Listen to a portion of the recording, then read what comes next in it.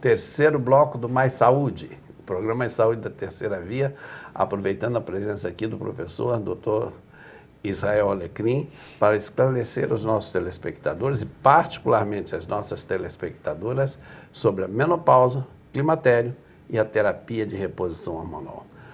Doutor Israel, vou lhe fazer uma pergunta surpresa,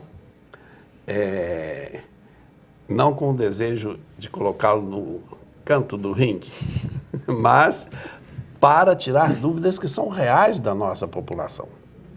E que muitas vezes a mulher se sente inibida de perguntar ao seu ginecologista ou ao seu clínico, a não ser depois de um certo tempo de convivência.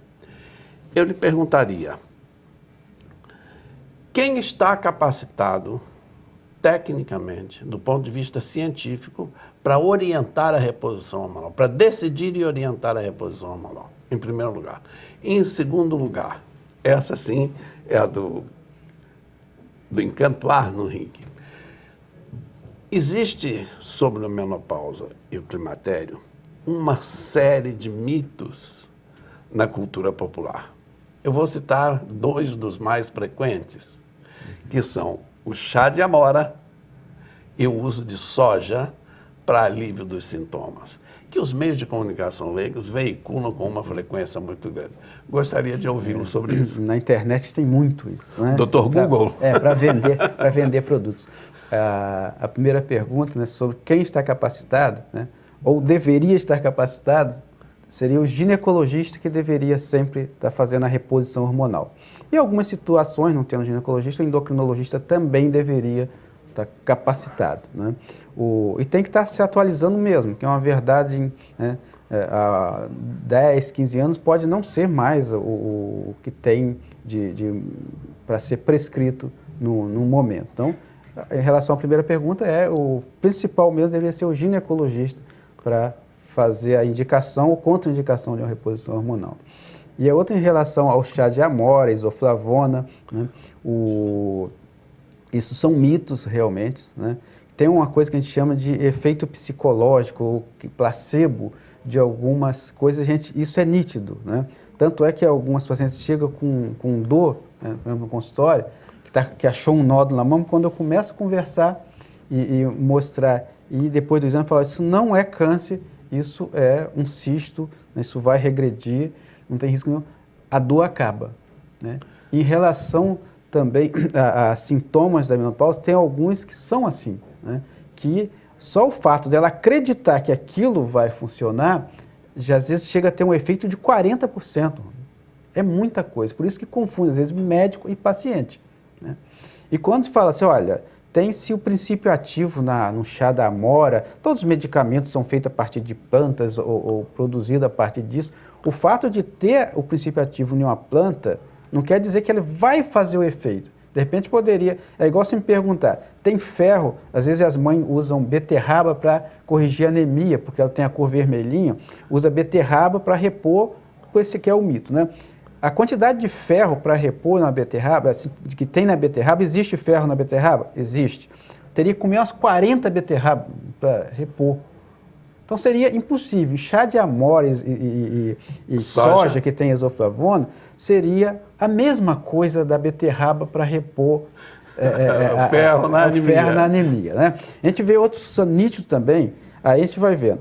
Se a soja, através da isoflavona, tem efeito estrogênico e reposição hormonal, japonês, chinês, que usa muita soja, todos teriam ginecomastia.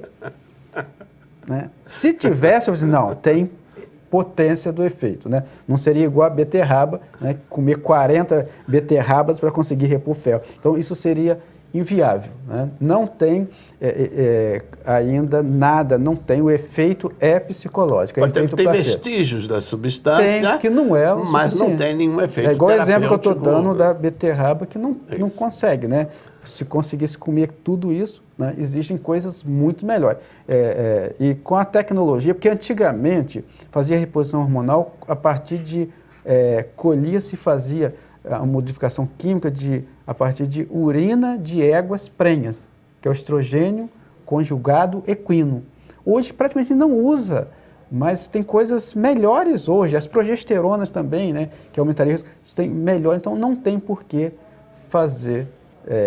Se gosta de comer soja, tomar o chá é gostoso, chá de amora, não tem problema nenhum tomar, né? Nem, pode ter uma boa ingesta disso, né? Não tem.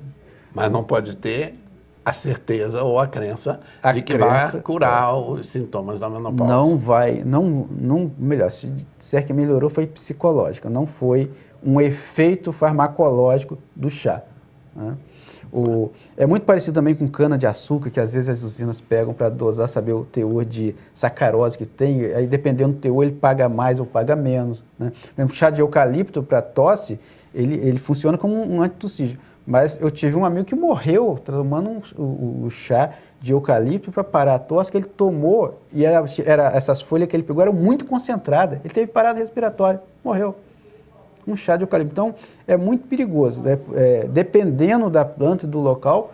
Agora, em relação à quantidade para o chá de amora, não tem nada. Né? Esses esclarecimentos são muito interessantes, porque a medicina, pelo próprio fato de lidar com a qualidade da vida e de lidar com a vida e a morte, ela caminha lentamente pelas escadas, passo a passo, enquanto a cultura, correta ou incorretamente, vai de elevador muito rápido. Mas a medicina preza, principalmente, pela prudência e pela comprovação científica.